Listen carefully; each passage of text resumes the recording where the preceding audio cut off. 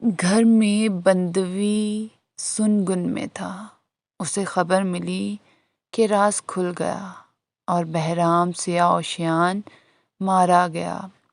گھر میں کوہرام مچ گیا۔ اس کی بیوی رونے پیٹنے لگی۔ بندوی کو موقع مل گیا اور وہ چپکے سے گھر سے بھاگ نکلا۔ بہرام چوبے کو جب معلوم ہوا کہ بندوی قید خانے کے بجائے بہرام سیاہ اوشیان کے گھر میں ہے تو اس نے بندوی کی گرفتاری کے لیے سپاہی بھیجے، مگر بندوی ان کے ہاتھ نہ آیا۔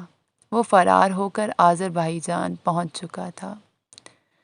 فارسی کے ایک شاعر نے کہا ہے کہ ایک بار دمشق میں ایسا قحط پڑا کہ عاشق عشق کرنا بھول گئے۔ یہی حال خسرو پرویز کا تھا۔ تخت و تاج گیا، میدان جنگ سے بھاگا تو بہرام سیاہ اوشیان کی فوجوں نے گھیر لیا۔ بندوی نے عقل مندی سے جان بچائی، ورنہ بہرام چوبے سر قلم کرا دیتا۔ کلیسا سے منہ چھپا کر بھاگا تو نہ عشق شیریں یاد آیا، نہ محفل عیش و نشاط کی رنگینیاں۔ چند جانثاروں کے ساتھ مغرب کی سمت بھاگتا رہا۔ رات کا وقت، نہ کوئی رہبر نہ رہنما۔ خسرو پرویز راستے سے بھٹک گیا۔ صبح ہوئی تو پتہ چلا کہ رات بھر بجائے مغرب کے جنوب میں سفر کرتا رہا ہے۔ وہ تو اچھا ہوا شاہی لباس کلیسا میں ہی چھوڑ آیا تھا، ورنہ کوئی نہ کوئی پہچان لیتا اور لینے کے دینے پڑ جاتے۔ ساری رات کے سفر سے جسم چور چور ہو رہا تھا۔ صبح کو خسرو پرویز نے ایک جگہ گھوڑا روکا اور ماموں بستام سے پوچھا کہ اب کدھر چلا جائے۔ بستام بھی پریشان تھا۔ اس کی سمجھ میں نہیں آتا تھا کہ کدھر جائے اور کہاں پناہ حاصل کرے۔ بادشاہوں کی زندگی بھی کیا ہوتی ہے، جب تک تخت پر ہیں دنیا کی ہر چیز میسر، ہر شخص حکم بجا لانے پر آمادہ، اور جہاں تخت گیا تو جیسے دنیا ہی چلی گئی۔ کوئی نظر اٹھا کر بھی نہیں دیکھتا۔ اپنی پہچان کرانے کی ضرورت پڑتی ہے۔ یہ لوگ دیر تک آپس میں صلاح مشورے کرتے رہے، مگر کچھ سمجھ میں نہیں آیا۔ پھر نہ جانے کیسے خسرو پرویز کو شیریں کا خیال آ گیا۔ وہ جلدی سے بولا، اب آپ فکر نہ کیجیے، میرے ساتھ چلیے، وہاں پناہ بھی مل جائے گی اور ہمیں یوں محسوس ہوگا جیسے ہم ایران میں ہیں۔ بستام مسکرا کر بولا، شاہ بیٹے، آپ کو اتنا پر اعتماد نہ ہونا چاہیے۔ یہ تو وہ وقت ہے کہ انسان کا سایہ بھی اس کا ساتھ چھوڑ دیتا ہے۔ اس وقت ہمیں پھونک پھونک کر قدم اٹھانا چاہیے۔ خسرو پرویز شیریں کے تصور میں کھویا ہوا تھا۔ اس نے کہا، ماموں جان، آپ ملکہ مہین بانو کو نہیں جانتے۔ اس نے شہزادی شیریں کی عدم موجودگی میں ہماری اس قدر خاطر کی تھی کہ پردیس کا گمان بھی نہ ہو سکا۔ کس کی بابت کہہ رہے ہو شاہ بیٹے؟ بستام نے حیران ہو کر پوچھا۔ ملکہ مہین بانو، شہزادی شیریں، کہاں کی ملکہ، کہاں کی شہزادی؟ خسرو پرویز کو اپنی غلطی کا احساس ہوا تو اس نے کہا، ماموں جان، ملکہ مہین بانو ارمن و گرجستان کی بڑی عظیم ملکہ ہیں اور شہزادی شیریں ان کی بھتیجی ہیں۔ شیریں کے حسن کا چرچا تو آپ نے بھی سنا ہوگا۔ بستام نے تجسس سے پوچھا، شاہ بیٹے، آپ ان لوگوں سے کب ملے، یا آپ نے صرف ان کا ذکر ہی سن کر ان پر اتنا اعتماد کر لیا ہے؟ خیال رکھیے، ہر چمکنے والی چیز سونا نہیں ہوتی۔ پھر انسانیت اور دوستی کا امتحان دراصل مصیبت کے وقت ہی ہوتا ہے۔ پھر آپ کو یہ بھی سوچنا چاہیے کہ بہرام چوبے اب شہنشاہ ایران بن چکا ہے۔ میں نہیں سمجھ سکتا کہ ایک معمولی سی ملکہ آپ کے لیے ایران جیسی طاقت کی مخالفت کیوں مول لے گی؟ ماموں جان، ہماری جانیں پہلے ہی یزداں کے حوالے ہیں۔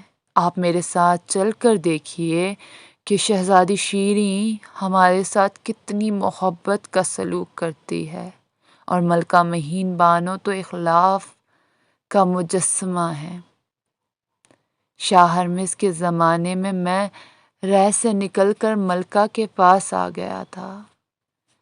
جتنے دن وہاں رہا مجھے یہی احساس رہا کہ میں ایران میں ہوں۔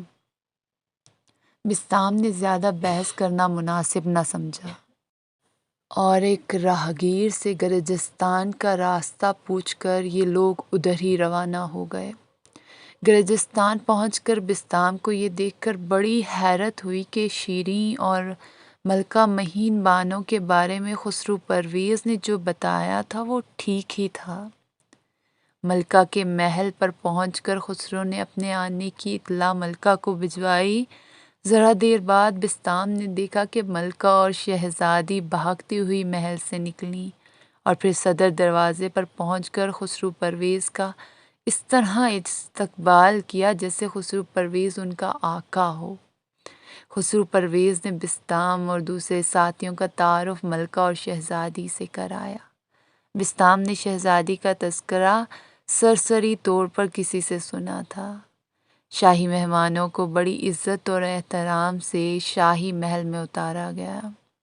بسطام اور خسرو کو شاہی مہمان خانے میں ٹھہرایا گیا اور باقی لوگوں کو دوسرے محل میں پہنچا دیا گیا۔ ہر دو جگہ ضرورت کی ہر چیز اور آرام کا ہر سامان موجود تھا۔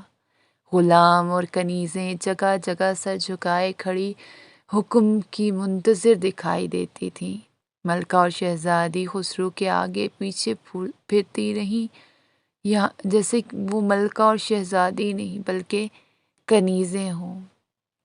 بسطام کی جہاں دیدہ نظروں نے دو چار ہی روز میں معلوم کر لیا کہ خسرو اور شیریں ایک دوسرے کو پسند کرتے ہیں بلکہ پروانہ وار چاہتے ہیں۔ ملکہ مہین بانو کے اس التفات کی یہی وجہ اس کی سمجھ میں آئی۔ ارمن و گرجستان میں خسرو پرویز نے عیش و نشاط کی محفلیں گرم کرنی شروع کر دیں۔ ہر دن عید اور رات شب برات کی مانند گزرنے لگی۔ شہزادی شیریں جب سے ایران سے واپس آئی تھی ملکہ پھوپھی سے شرمندہ رہتی تھی۔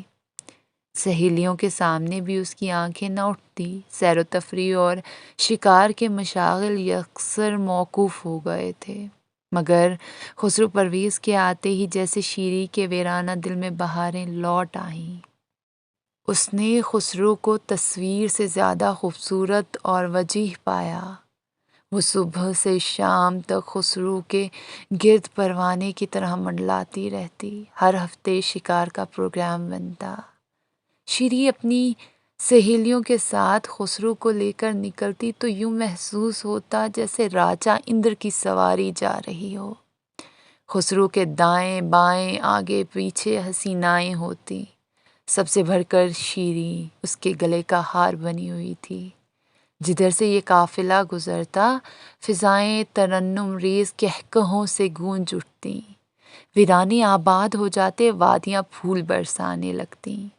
ملکہ مہین بانو شیریں اور خسرو پرویز کو دیکھ کر دل میں کڑتیں، اس لیے نہیں کہ اسے خسرو پسند نہ تھا بلکہ اس لیے کہ خسرو پرویز ایک شہنشاہ تھا اور ایک شہنشاہ کے لیے ہر خوبرو پھول کو مسل کر پھینک دینا کوئی بڑی بات نہ تھی۔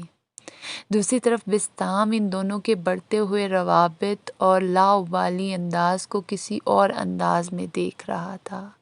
وہ اس بات سے تو خوش تھا کہ ارمن و گرجستان میں دشمنوں کی دسترس سے بہت دور ہیں، لیکن اس کا مقصد جائے پناہ میں گھس کر بیٹھ رہنا ہی نہیں بلکہ اصل منزل کی راہ میں ایک وقتی وقفہ ہے۔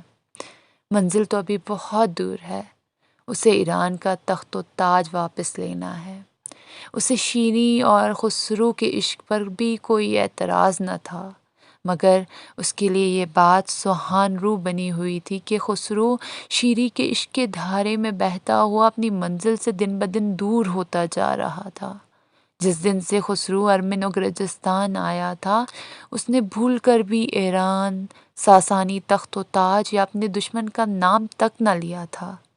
یوں معلوم ہوتا تھا جیسے خسرو اپنی قسمت پر قانع ہو کر بیٹھ گیا ہے اور اس نے حالات سے سمجھوتا کر لیا ہے۔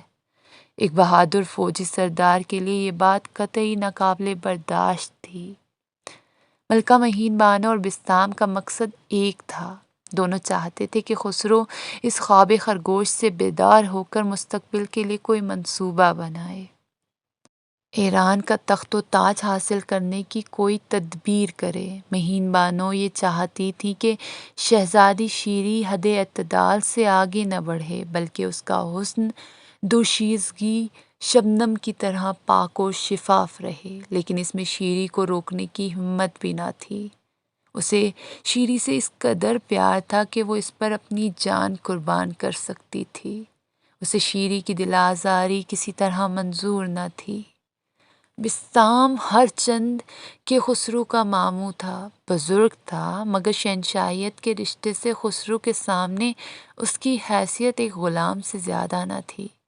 آخر مہین بانو نے ایک دن شیری کو تنہائی میں بلایا اور اس کے سر پر محبت سے ہاتھ پھیرتے ہوئے بولی، جان ملکہ، مجھے تمہارے اور خسرو کی خوش فعلیوں اور پیار و محبت پر کوئی اعتراض نہیں۔ تم ماشاء اللہ سمجھدار ہو، اپنے اچھے برے کو خود بھی سمجھتی ہو، لیکن بیٹی، جوانی دیوانی ہوتی ہے، لوہا مقناطیس کی کشش سے محفوظ نہیں رہ سکتا۔ خسرو پرویز وجیح اور خوبصورت جوان ہے اور ہر طرح سے تمہارے لائق اور قابل ہے، لیکن اگر وہ ایران کا شہنشاہ ہے تو تم بھی ارمن و گرجستان کی شہزادی اور ولی عہد ہو۔ میں نہیں چاہتی کہ تمہارے قدم ڈگمگا جائیں اور شیشے میں بال پڑ جائیں، اس لیے بہتر ہے کہ تمام تر رنگینیوں اور والہانہ فضاؤں میں تم ثابت قدم رہو اور دامن کو آلودگی سے محفوظ رکھو۔ محلات شاہی کی زندگی سے تم واقف نہیں۔ حرم سرا کی چکا چوند سے آنکھیں خیرہ کرنے والیاں اور شہزادوں کو دل دینے والی لڑکیاں اپنا سب کچھ لٹا دینے کے بعد کچھ بھی نہیں پاتیں اور محل کی دیواروں میں قید ہو کر تمام عمر آنسو بہاتی رہتی ہیں۔ اگر تمہیں خسرو پرویز پسند ہے تو پہلے اس سے شادی کرو، پھر تمہاری محبت کی یہ جولانی اور افتادگی کسی کے لیے قابل گرفت نہ ہوگی۔ ضعیف ملکہ کی تقریر نصیحتوں کا پلندہ تھی۔ اگر کوئی اور لڑکی ہوتی تو الجھ کر کانوں پر ہاتھ رکھ لیتی، مگر شیریں ذہین اور سمجھدار تھی۔ اس نے مہین بانو کی ایک ایک بات غور سے سنی اور گرہ میں باندھ لی۔ جب ملکہ اپنے دل کا بوجھ ہلکا کر چکی تو شیریں نے سعادت مندی سے کہا، ملکہ پھوپھی، آپ نے جو کچھ کہا اس کا ایک ایک لفظ حقیقت کا آئینہ دار ہے۔ آپ کی ہر بات میرے دل پر نقش ہو گئی ہے۔ یہ ٹھیک ہے کہ میں خسرو پرویز کو پسند کرتی ہوں، لیکن آپ اطمینان رکھیں، میرے قدم پہلے بھی مضبوط تھے، اب اور زیادہ مضبوط ہو گئے ہیں۔ ملکہ مہین بانو نے خوش ہو کر شہزادی کو گلے لگا لیا۔ ملکہ نے کہا، بیٹی، خسرو پرویز کو یہاں رہتے ہوئے کافی عرصہ گزر گیا ہے۔ ہم یہ نہیں چاہتے کہ وہ یہاں سے چلا جائے، لیکن وہ معزول شہنشاہ ہے، دشمن اس کی تلاش میں ہے۔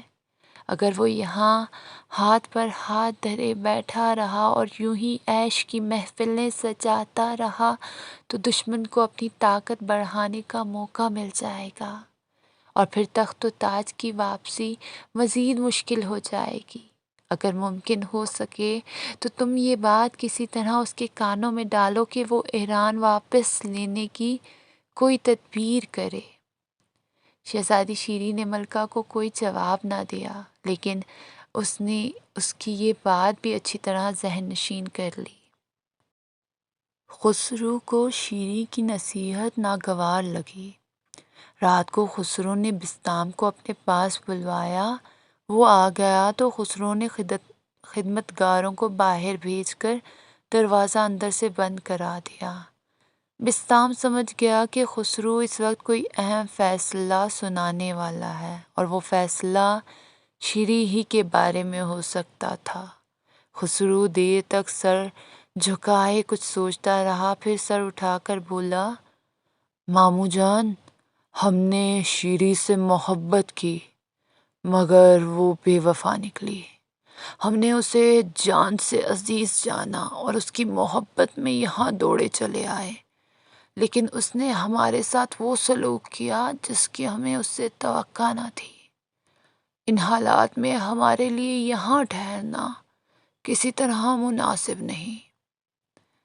بسطام نے انجان بن کر پوچھا، شاہ بیٹے، آخر ہوا کیا؟ شہزادی شیری تو بڑی با اخلاق لڑکی ہے۔ جہاں تک میں نے اندازہ لگایا ہے وہ آپ سے حد درجہ مانوس ہے۔ اگر ایسا نہ ہوتا تو وہ تنہا تنہا ایران کا سفر نہ کرتی۔ اس نے آپ کے لیے رسوائی اٹھائی، پھوپھی کی نظروں سے گر گئی۔ سہیلیوں نے اس پر آوازیں کسی لیکن وہ خاموش رہی۔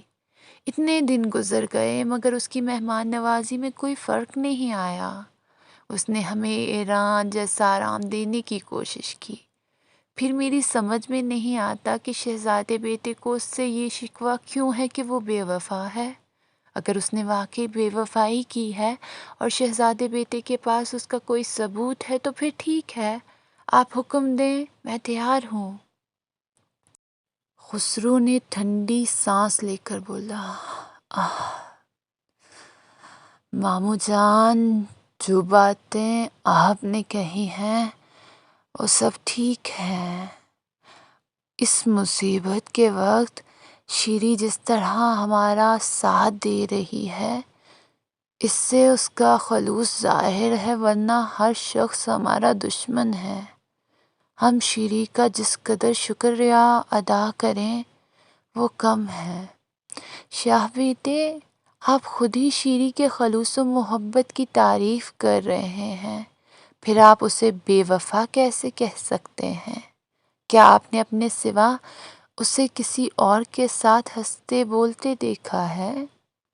نہیں نہیں ماموں جان، میں شیری کے بارے میں ایسا تصور بھی نہیں کر سکتا، خسرو نے جلدی سے کہا۔ بسطام نے خسرو کو راہ راست پر آتے دیکھا تو بولا، عورت کی بے وفائی کی صرف یہی ایک صورت ہوتی ہے کہ وہ اپنی چاہنے والے کو چھوڑ کر کسی اور کی طرف نظر اٹھائے۔ جب ایسا نہیں ہے تو پھر آپ اسے بے وفا کیوں کہتے ہیں؟ خسرو نے کہا، ماموں جان، محبت کے اور بھی تقاضے ہوتے ہیں۔ میں اس کی طرف بڑھتا ہوں تو وہ مجھ سے دور ہو جاتی ہے۔ اس نے صاف صاف کہہ دیا ہے کہ جب تک میں ایران کا تخت و تاج حاصل کر کے اسے اپنی ملکہ نہیں بناتا وہ میری کوئی بات نہیں مانے گی۔ شاباش ہے شہزادی شیری کو، بسطام فوراً بولا۔ ایک شہزادی کے عالی نصب ہونے کی یہی دلیل ہے۔ شاہ بیٹے، کنیز اور شہزادی میں یہی فرق ہوتا ہے۔ اور پھر اس نے تو ایک ایسی بات کہی ہے جس میں سراسر آپ ہی کا فائدہ ہے، اور میں بھی خلوص کا مداح ہوں۔ ویسے آپ جو حکم دیں اسے بجا لاؤں گا۔ خسرو نے کہا، مگر ماموں جان، ایران کا تخت حاصل کرنے کی اب کیا صورت ہو سکتی ہے؟ ملکہ مہین بانو کے پاس اتنی فوج نہیں کہ ہم اس سے کام لے سکیں۔ آپ ہی بتائیے کہ ہم تخت و تاج کس طرح واپس لے سکتے ہیں؟ تخت و تاج کے حصول کے لیے سب سے پہلے عزم کی ضرورت ہے شاہ بیٹے، بسطام نے کہا۔ آپ ارادہ کر لیجئے، یزداں خود ہی کوئی صورت نکال دے گا۔ ماموں جان، میں تو ہر وقت اسی فکر میں رہتا ہوں مگر کوئی صورت نظر نہیں آتی۔ آپ کے ذہن میں کوئی تدبیر ہو تو بتائیے۔ بسطام نے کہا، یا بیٹے، مجھے امید ہی نہیں بلکہ کامل یقین ہے کہ اگر آپ میرا مشورہ قبول کریں تو ایرانی تخت و تاج بڑی آسانی سے حاصل ہو سکتا ہے۔ خسرو پرویز اچھل پڑا۔ اس نے بسطام کو حیرت سے دیکھتے ہوئے پوچھا، ماموں جان، یہ آپ کیا کہہ رہے ہیں؟ کیا ایسا ممکن ہے؟ آپ نے اب تک کیوں نہیں بتایا؟ بسطام اطمینان سے بولا، ہاں شاہ بیٹے، یہ بالکل ممکن ہے۔ میں نے اس سلسلے میں تم سے اس لیے گفتگو نہیں کی کہ تم عشق شیریں میں دنیا کو بالکل بھول بیٹھے تھے۔ بادشاہ ہمیشہ پہلے شمشیر و سنا سے کھیلتے ہیں، اس کے بعد فرصت کے اوقات میں طاؤس و رباب سے دل بہلاتے ہیں۔ اب میں آپ کو بتاتا ہوں کہ یہ کس طرح ممکن ہے، سنیے اور اس پر غور کیجیے۔ نصرانی شہنشاہ قسطنطنیہ سے ہمارا ہمیشہ سے جھگڑا چلا آ رہا ہے، صدیوں سے جنگ و جدال ہو رہا ہے، لاکھوں بے گناہ اس جنگ کی بھینٹ چڑھ چکے ہیں۔ نہ ایران کو چین ہے اور نہ شہنشاہ قسطنطنیہ کو آرام نصیب ہے۔ اگر اس کی طرف دوستی کا ہاتھ بڑھائیں تو وہ 2 قدم آگے بڑھ کر اسے قبول کر لے گا۔ ہم اس وقت خالی ہاتھ ہیں مگر ایران کے قبضے میں بہت سے نصرانی علاقے ہیں۔ اگر ہم شہنشاہ قسطنطنیہ کو اس کے علاقے واپس دینے پر آمادہ ہو جائیں تو ہماری مدد پر فوراً آمادہ ہو جائے گا، بلکہ وہ ہمارا احسان مند بھی ہوگا۔ اسے معلوم ہو چکا ہوگا کہ ایران کے اصل وارث تخت و تاج کو معزول کر کے ایک غیر حقدار تخت ایران پر قابض ہے۔ اس صورت میں اگر آپ قسطنطنیہ پہنچ کر اس سے معاملہ طے کریں تو کامیابی ہمارے قدم چومے گی۔ بسطام تو یہی چاہتا تھا، اسے اپنی کامیابی کی 100% امید تھی۔ اس نے کہا، شاہ بیٹے، میں تو آپ کے حکم کا پابند ہوں۔ چلنا تو بہرحال ہے، لیکن ملکہ اور شہزادی نے اس برے وقت میں ہمارا جو ساتھ دیا ہے اس کا ہمیں شکریہ ادا کرنا چاہیے۔ آپ نے شہزادی شیریں کے ساتھ جو سخت رویہ اختیار کیا ہے اس میں آپ کو تبدیلی کرنا چاہیے۔ گرجستان ہمارے لیے ایک بہترین پناہ گاہ ہے، اس کی ہمیں آئندہ بھی ضرورت پڑ سکتی ہے، اس لیے رخصت ہوتے وقت ہمیں اپنا دل صاف کر لینا چاہیے۔ آپ کا مشورہ درست ہے ماموں جان، میں ابھی شیریں سے صلح کر لوں گا۔ خسرو نے بسطام کو رخصت کیا اور شیریں کو بلوا بھیجا۔ خسرو نے مسکرا کر اسے دیکھا، اس کی اس معمولی مسکراہٹ نے کام کر دیا، سب گلے شکوے آپ ہی آپ ختم ہو گئے۔ اس رات خسرو کی آخری ضیافت تھی۔ یہ دعوت ملکہ مہین بانو کی طرف سے تھی۔ ملکہ کے محل کو دلہن کی طرح آراستہ کیا گیا، رنگ برنگی روشنیوں کے تانے بانے بنے گئے، غلام اور کنیزیں زرق برق لباس پہنے اندر باہر بھاگ رہے تھے۔ ملکہ کے دربار میں خسرو کے لیے خوبصورت مسند آراستہ کی گئی۔ ملکہ نے خسرو کے ماموں بسطام کے لیے خاص خلعت تیار کروائی تھی۔ خسرو کے دوسرے جانثاروں کے لیے خاص اعلیٰ درجے کی پوشاکیں تیار کرائی گئیں۔ خسرو کا قیام اب تک شیریں کے محل میں تھا اور دعوت ملکہ کے محل میں تھی۔ دونوں محلوں کے درمیانی راستے کو اس خوبصورتی سے سجایا گیا تھا کہ بے ساختہ تعریف کرنے کو جی چاہتا تھا۔ دن چھپنے کے تھوڑی دیر بعد خسرو پرویز اپنے ساتھیوں کے ساتھ ملکہ کے محل کی طرف چلا۔ مہین بانو نے اپنے دربار کے دروازے پر معززین شہر اور اراکین سلطنت کے ساتھ خسرو کا استقبال کیا اور مروارید کا ایک خوبصورت ہار اس کے گلے میں ڈالا۔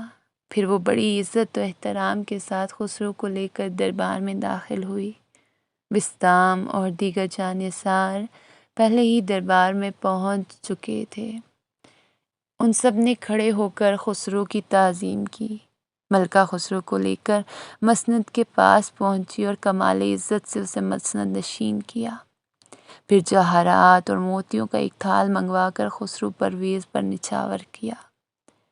یہ چھوٹا سا دربار ایرانی دربار کا مقابلہ تو نہ کر سکتا تھا، لیکن اس وقت اس کی شان شاہی روم اور شاہی ایران کے درباروں کے سوا تمام درباروں سے زیادہ شاندار تھی۔ کھانے کا انتظام